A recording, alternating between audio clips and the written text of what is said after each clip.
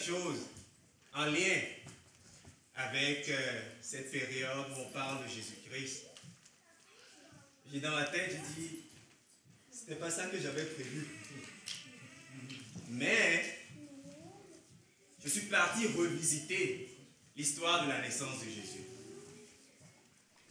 Et ce qui est toujours extraordinaire, c'est quand on ouvre la parole de Dieu, on la lit, on se rend compte qu'elle est inépuisable dans les vérités qu'on peut découvrir. Et en relisant l'histoire de Jésus, sa naissance, j'ai trouvé des choses très intéressantes que je me suis dit, je vais partager avec vous cet avant-midi. Donc, juste avant de poursuivre, nous allons prier ensemble.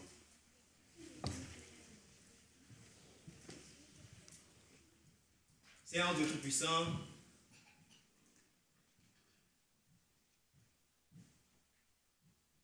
nous sommes ici à tes pieds, devant ton saint trône, pour te demander ta douce présence dans nos cœurs. Seigneur, nous venons pour que tu nous parles et que, Seigneur, que ta parole puisse être claire à nos yeux. Seigneur, nous prions que nous ne repartons pas d'ici comme nous sommes venus et que chacun d'entre nous repartons avec quelque chose qui va rester avec nous. Seigneur, je te prie d'être avec tes enfants, d'être avec moi aussi et de mettre les paroles dans ma bouche, afin que je puisse parler proprement et clairement de ce que tu veux. Cache-moi derrière la croix, Seigneur Dieu, et que ce soit toi seulement qui soit élevé. Merci pour tout. C'est dans le précieux nom de Jésus-Christ que nous te prions. Amen. Donc nous allons ouvrir notre Bible dans le livre de Luc. Luc chapitre 2. Et le titre de notre message de ce matin, c'est la maison du potier. Donc ouvrons notre Bible dans le livre de Luc. Luc chapitre 2. Luc chapitre 2. Donc c'est l'histoire de la naissance de Jésus. Et nous allons lire Luc chapitre 2 à partir du verset 1. Je lis à partir de la version Martin, donc il peut y avoir quelques différences avec peut-être la Louis II, mais en gros, c'est la même chose. Donc Luc chapitre 2 à partir du verset 1. Or, il arriva en ces jours-là qu'un édit fut publié de la part de César Auguste, portant que tout le monde fut enregistré. Et ce premier dénombrement fut fait lorsque Cyrénius avait le gouvernement de Syrie. Ainsi tous allaient pour être enregistrés, chacun en sa ville. Et Joseph monta aussi de Galilée en Judée, savoir de la ville de Nazareth, en la cité de David appelée Bethléem, à cause qu'il était de la maison et de la famille de David. Verset 5. Pour être enregistré avec Marie, la femme qui lui avait été fiancée, laquelle était enceinte. Or, il arriva comme il était là, que son terme pour accoucher fut accompli. Et elle mit au monde son fils premier-né, et l'émaillota et le coucha dans une crèche, à cause qu'il n'y avait point de place pour eux dans l'hôtellerie. Or, il y avait en ces quartiers-là des bergers couchant au champ et gardant leurs troupeaux durant les veilles de la nuit. Et voici l'ange du Seigneur survint vers eux, et la clarté du Seigneur resplendit autour d'eux. Et ils furent saisis d'une fort grande peur. Mais l'ange leur dit, verset 10, « N'ayez point de peur, car voici, je vous annonce un grand sujet de joie, qui sera tel pour tout le peuple. C'est aujourd'hui dans la cité de David vous est né le Sauveur, qui est le Christ le Seigneur. Et c'est ici la marque à laquelle vous le reconnaîtrez. C'est que vous trouverez le petit enfant émailloté et couché dans une crèche. » Et aussitôt avec l'ange, il y eut une multitude de l'armée céleste, louant Dieu et disant, gloire soit à Dieu au plus haut des cieux, paix sur la terre, bonne volonté envers les hommes.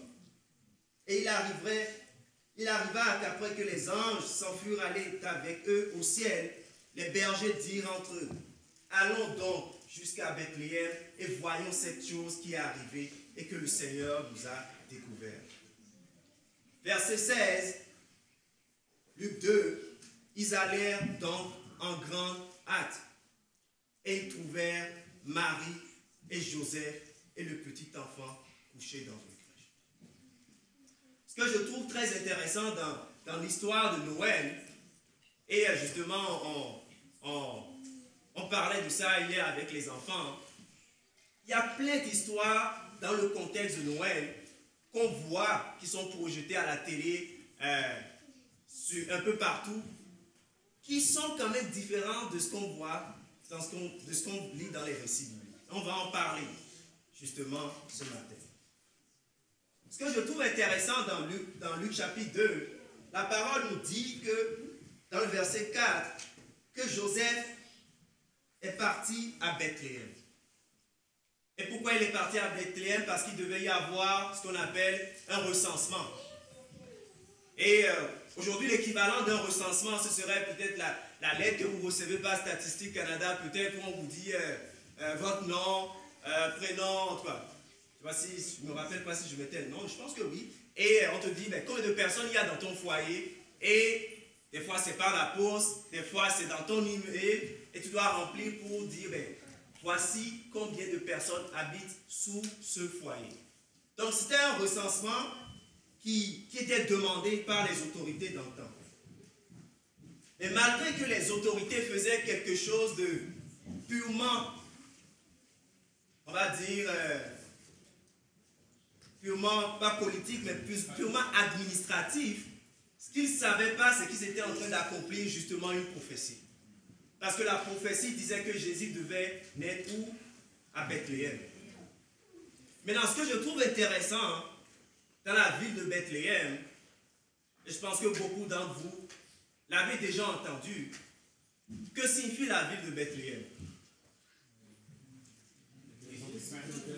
La maison du pain. Donc, rapidement, si on voit dans l'étymologie du mot Bethléem, ça vient de deux mots qui veut dire bête et léem. Bête qui veut dire maison et léem qui veut dire pain. Et justement, quand on ouvre notre Bible dans Jean 6, verset 48 à 51, Jésus dit quoi? Je suis le pain de vie. Et ce pain-là donne quoi? La vie éternelle.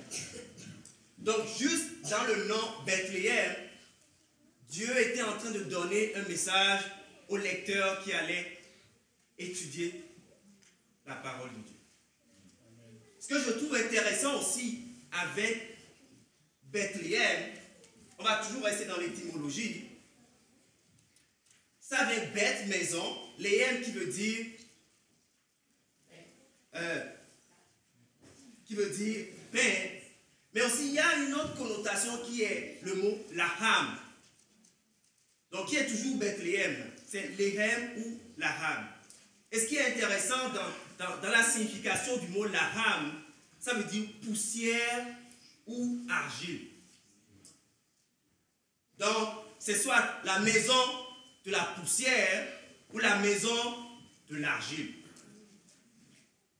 Et ce qui est intéressant quand on lit le livre de Genèse, chapitre 2 à 7, quand Dieu a créé l'humanité, qu'est-ce qu'il a pris pour faire l'humanité? Il a pris de la poussière. Donc, c'est comme si quand Dieu dit au peuple, Jésus va naître à Bethléem, c'est comme s'il est en train, en guillemets, de dire, voici un être en qui on va voir la divinité et on va voir l'humanité.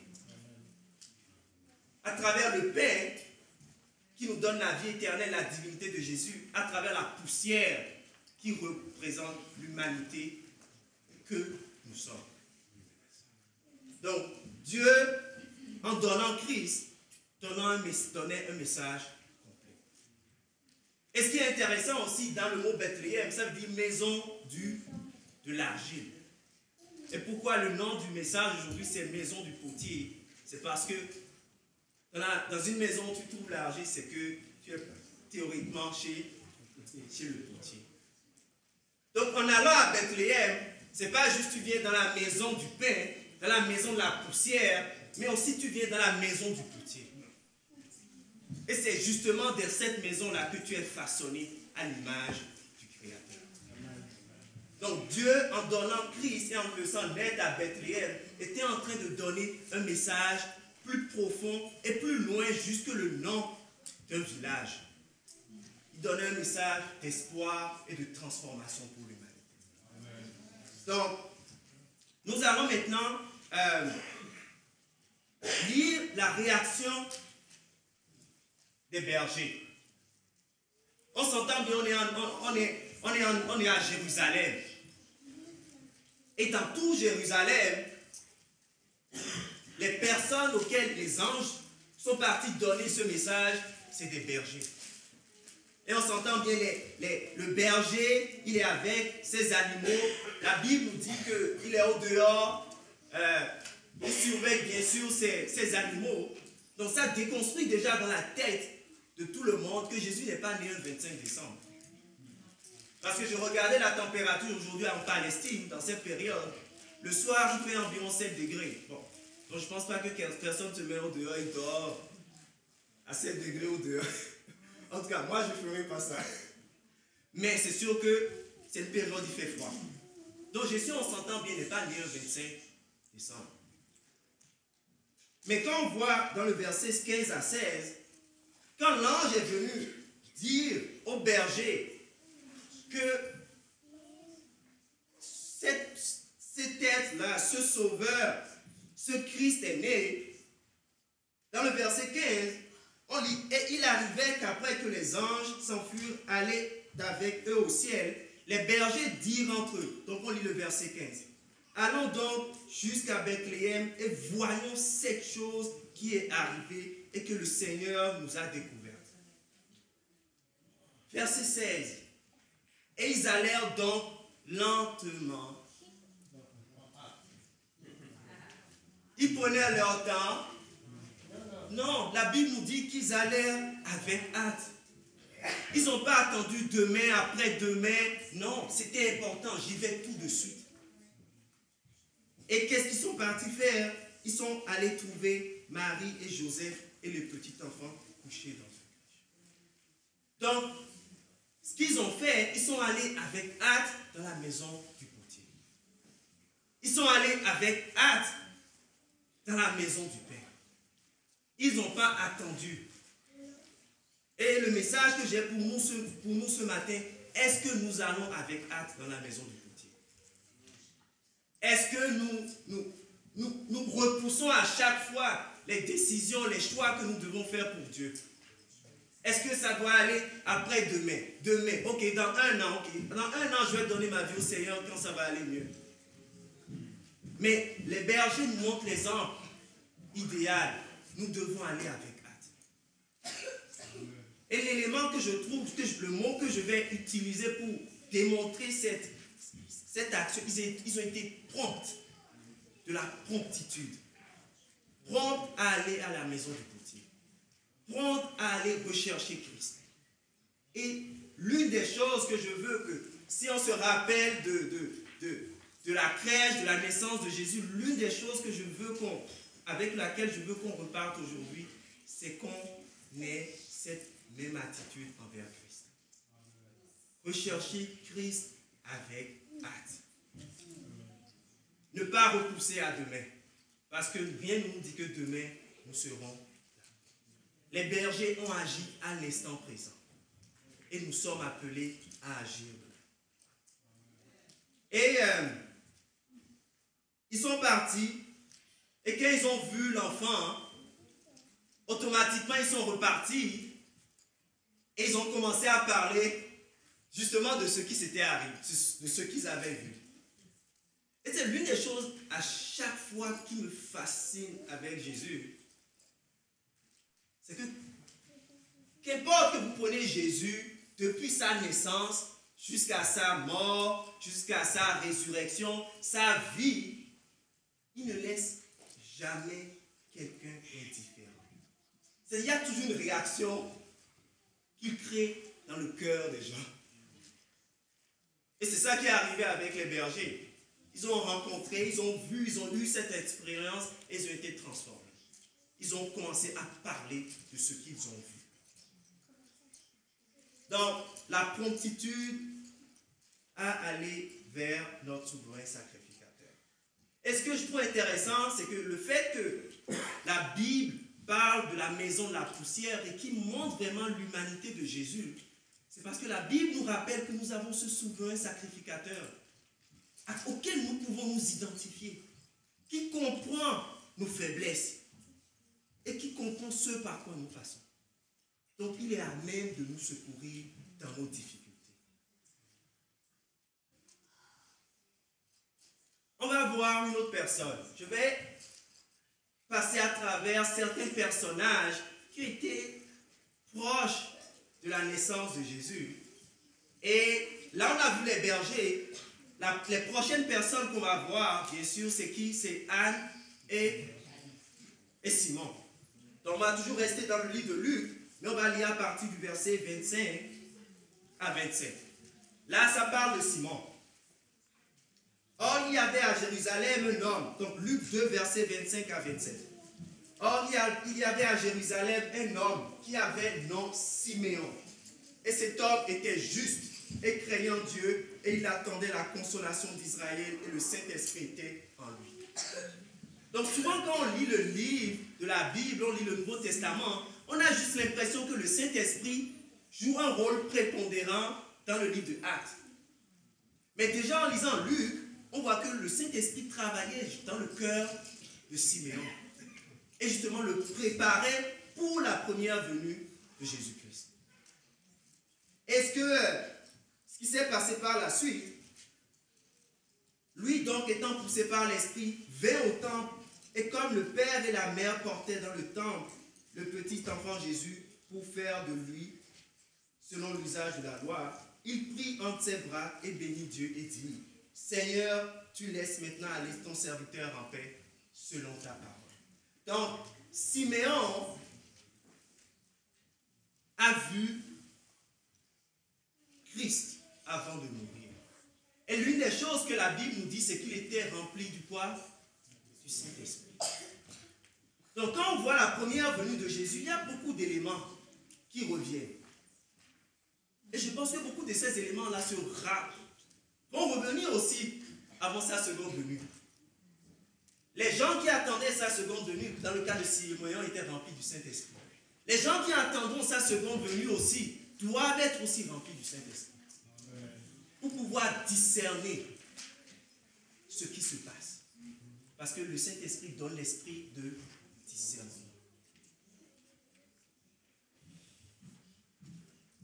La troisième personne, rapidement, c'est Anne.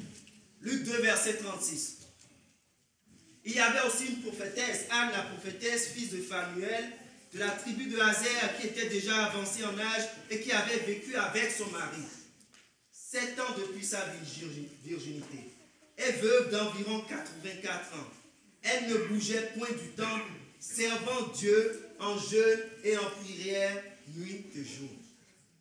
Donc cet autre personnage qu'on voit qui est associé à la naissance de Jésus, c'était Anne, et elle était où? Dans le temple, servant Dieu par des jeûnes et des prières nuit et jour.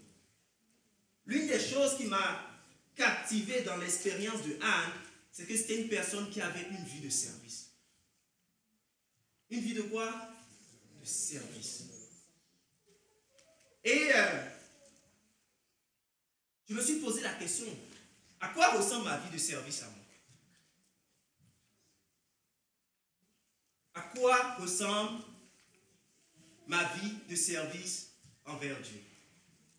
Est-ce que je suis aussi dévoué que Anne à servir Dieu jour et nuit? Et la réalité, c'est que très souvent, non, on a tellement de problèmes, des fois, qu'ils occupent notre esprit, que les services n'est pas systématiquement la première chose qui vient en premier. Pourquoi le service? Dans Coquerel Pacifique, page 92, paragraphe 3, Ellen White dit quelque chose que je trouve fascinant par rapport au service. Et elle parle de l'expérience des disciples, hein, dans le livre de Actes. Et elle dit, c'est oubliant que c'est en travaillant avec zèle au service de Dieu qu'on acquiert le plus de force pour résister au mal. C'est oubliant qu'en travaillant avec zèle au service de Dieu qu'on acquiert le plus de force pour résister au mal. Donc si nous voulons avoir plus de force dans notre vie ou être mieux habilités à résister au mal, nous devons servir. C'est pourquoi Isaïe 58 est là pour nous rappeler le vrai jeûne, c'est le service. Parce que quand on sert, on n'a pas le temps de s'occuper de ce qui se passe. Non, on n'a pas ce temps-là. On est occupé à faire le travail de l'Éternel. On n'a pas le temps de se chamailler, de se disputer. Non, le service nous permet de résister au mal. Et les derniers personnages qu'on va voir, ça va être les mages. Et hier, mes filles ont reçu une carte. Et sur la carte, il y avait 3 mages. J'ai dit, mais la Bible n'a jamais dit qu'il y avait 3 mages. Est-ce que vous l'avez lu? Moi, je n'ai pas lu ça. Mais à moins que vous l'avez lu, si vous l'avez dit, dites-le-moi, mais je n'ai pas lu qu'il y avait 3 mages. La Bible dit qu'il y avait des mages. Et je lisais pourquoi les gens disaient qu'ils étaient 3. Ils ont dit c'est parce que peut-être qu'il y avait 3 cadeaux. Mais la Bible ne nous dit pas que c'était forcément le cas. Mais en plus, ce qui est pertinent, ou bien ce qui ressort dans le vocabulaire des gens, mais dans notre vocabulaire, hier même j'ai fait l'erreur, on dit roi mage. Mais la Bible ne nous dit pas que c'était des rois. Mais hier, en parlant les enfants, je dis, oh, les rois mages. Je dis, mais attends, je n'ai pas lu que c'était des rois. La Bible nous dit juste, c'était des mages. En d'autres mots, c'était des sages. Wise men, comme on le dit en anglais. Donc, vous voyez, il y a plein de choses qui entourent la naissance de Jésus, mais il y a plein d'éléments qui ne sont pas vrais, qui sont comme incrustés, qu'on n'est pas capable de prouver en lisant juste les écrits de la parole de Dieu. Donc, on va lire les derniers versets, on va lire à propos des rois mages. Allons maintenant dans Luc chapitre 2. Dans Matthieu. Dans Matthieu. Et j'ai besoin de votre cerveau sur celui-là. Hein, j'ai besoin de vous pour la dernière portion. Donc, dans Matthieu chapitre 2, les rois, vous voyez, les rois, vous voyez, c'est assez extraordinaire. Ça s'incruste dans nos manières de penser. J'ai fait la même erreur hier. Les mages sont venus voir Jésus. Et là, on dit, verset 1, « Or Jésus était né à Bethléem, ville de Judée, au temps du roi Hérode. Voici arrivée des sages d'Orient. » Donc ils viennent d'où? Orient. Par rapport à Jérusalem, l'Orient c'est quoi? Les géographes ici. Iran, la Syrie, Arabie Saoudite, en tout cas, bref, vous voyez là, l'Est. Donc, en lisant la définition du mot, c'est-à-dire magie, c'est magoi en grec, Mais c'est de là qu'on tire le terme magicien. Mais dans le contexte, ce n'était pas vraiment des magiciens, c'était des personnes, c'était des philosophes, des prêtres ou des astronomes. C'est pourquoi quand ils ont vu l'étoile, ils ont suivi l'étoile. Quand on le lit dans Matthieu, ils vivaient principalement en Perse, en Arabie. C'était des érudits des nations orientales consacrés à l'astronomie, à la religion, à la médecine. Donc c'était des gens très instruits. Vous voyez, il y a deux personnalités. Il y a les bergers, de l'autre côté, il y a des gens très instruits. Je vous dis, Jésus ne laisse personne indifférent. Qu'importe la classe à laquelle nous appartenons. Donc, et eux, ce qui est intéressant, c'est qu'ils sont venus où? À Jérusalem. Maintenant, j'ai une question pour vous. Quand les mages sont venus à Jérusalem, est-ce qu'ils sont venus à la naissance de Jésus?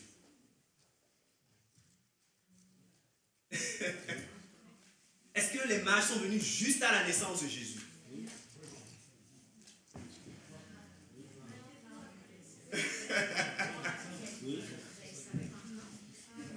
Parce que l'étoile est apparue et ils ont suivi l'étoile, ils sont venus pour venir voir l'enfant qui était né. Maintenant, est-ce que quelqu'un peut m'aider à savoir la séquence dans laquelle ils sont venus? Est-ce qu'ils sont venus après les bergers, avant les bergers, au même moment que les bergers? Après? Ok. Mais souvent dans les images, vous allez voir dans une image, les bergers sont là et les mages sont là. Est-ce que vous voyez souvent ça dans les images? Tous ces groupes de personnes sont autour de Jésus au même moment.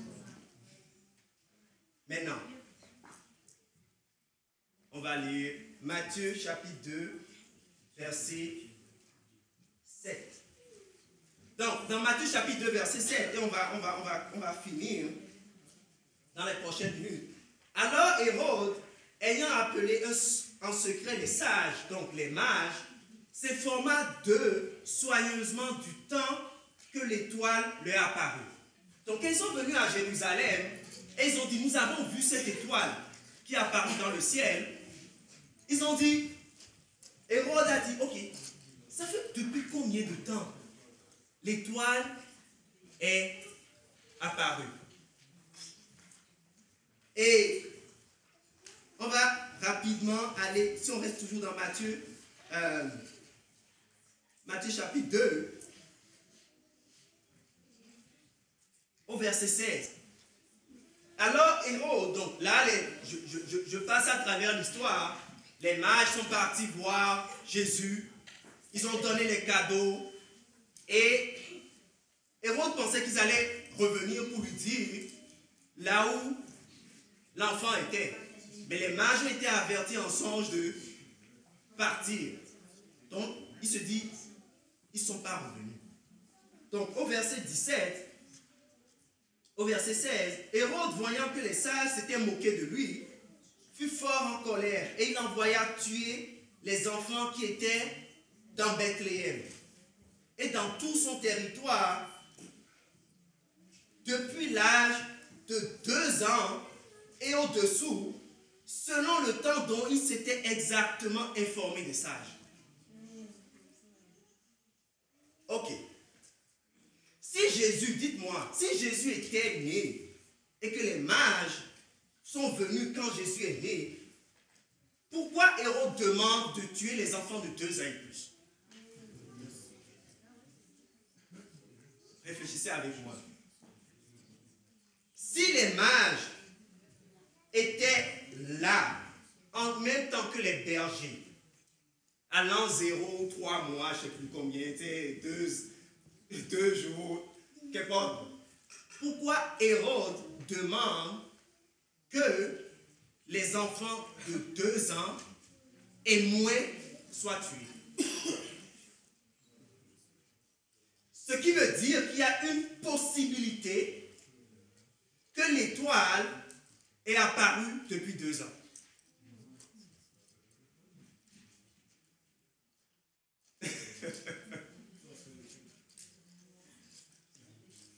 Ce qui veut dire qu'il y a une possibilité que l'étoile est apparue depuis 2 ans.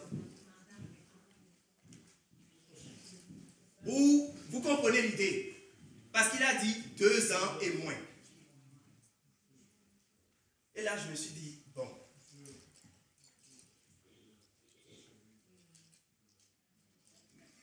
Les mages ne sont pas venus en même temps que les bergers. Ils sont venus après. Et quand ils sont venus, il y a d'autres versets,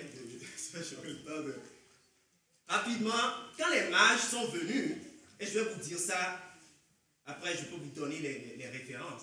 Quand les mages sont venus, il est écrit que les mages sont rentrés dans une maison. Les bergers sont venus dans une étable. Quand les mages sont venus voir le petit enfant, les bergers sont venus voir un petit bébé. Le mot qui est utilisé pour enfant dans les 2 cas est différent. Quand les mages sont venus voir l'enfant, le mot qui est utilisé en grec veut dire, il s'est dit petit enfant, donc pas un bébé, c'est comme un toddler. En anglais, c'est comme un jeune enfant. Le mot qui est utilisé pour définir petit enfant quand les bergers sont venus, c'est bébé. Donc c'est 2 mots différents en grec qui veut dire 2 choses différentes. Bon, la leçon pour nous maintenant. Les mages, quand ils ont quitté leur pays, ça veut dire qu'ils ont suivi l'étoile pendant longtemps. Ça s'appelle de la persévérance. Ça s'appelle de la persévérance. Je ne sais pas, suivre l'étoile pendant 2 ans, hein, ou pendant longtemps pour venir trouver le Messie, c'est que tu le cherches réellement. Et ce n'était pas des gens c'était pas des gens de Jérusalem. C'était des gens que les Juifs considéraient comme des païens. Donc si des païens ont autant de persévérance pour chercher Christ, pourquoi nous, qui sommes dans la maison de Dieu, nous ne démontrons pas assez de persévérance pour chercher Christ? Quand on voit ce qui est arrivé dans la naissance de Jésus, on peut tirer plein de leçons pour nous qui attendons la seconde venue. Et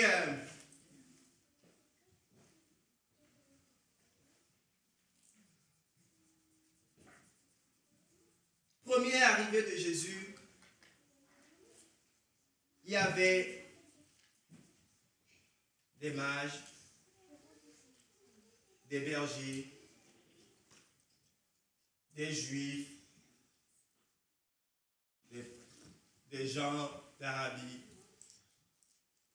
des gens de l'église, des gens qui ne sont pas de l'église.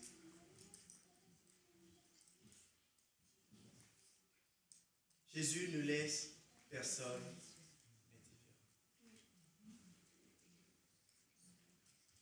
Entourant la première venue de Jésus, les bergers ont démonté la promptitude. On voit la foi de Anne, la prophétesse. On voit son agressivité dans le service. Siméon, le Saint-Esprit, les mages de la persévérance. Tout ça est aussi requis pour ceux qui attendent la seconde venue de Christ.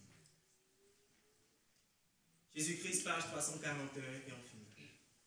Satan avait éprouvé, Hélène m'a dit, Satan avait éprouvé de la haine pour le Christ à cause de la position que celui occupait dans les parvis de Dieu. Quand il se vit détrôner, sa haine s'accrut envers celui qui avait pris l'engagement de racheter les pécheurs.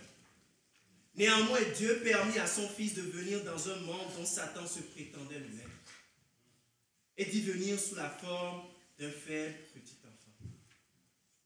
Sujet aux infirmités humaines, il lui permit d'encourir les dangers de la vie en commun. avec tous les autres hommes. De livrer bataille comme tout enfant de l'humanité, au risque d'un insuccès et d'une perdition éternelle. Le cœur d'un père humain s'attendrit sur son fils. Il considère le visage du petit enfant et tremble à la pensée des dangers que la vie va lui réserver. Il désire protéger cette tête chérie, donc on parle du Père, hein, le Dieu le Père. Il désire protéger cette tête chérie contre la puissance de Satan et de le préserver des tentations et des luttes. Mais Dieu consentit à donner son Fils unique en vue d'un conflit plus redoutable et d'un risque plus effrayant. Et cela afin que le sentier de la vie devienne plus sûr pour nos enfants. Dieu en donnant Christ, c'était ça son objectif ultime. Et aujourd'hui, il nous appelle, nous qui sommes ici, à choisir comme les mages, à choisir comme les bergers, à aller avec hâte à la maison du potier, à ne pas attendre demain, après-demain, à remettre à demain, mais à choisir aujourd'hui. C'est ça l'histoire de la naissance de Christ. Donc, je nous invite, je nous encourage, et est-ce notre désir d'avoir cette expérience? Si c'est la vôtre, je vous invite à lever votre main. Amen. Donc, prions et scellons notre décision avec Jésus en ce matin. Donc, on va chanter avant et après, on aura la prière.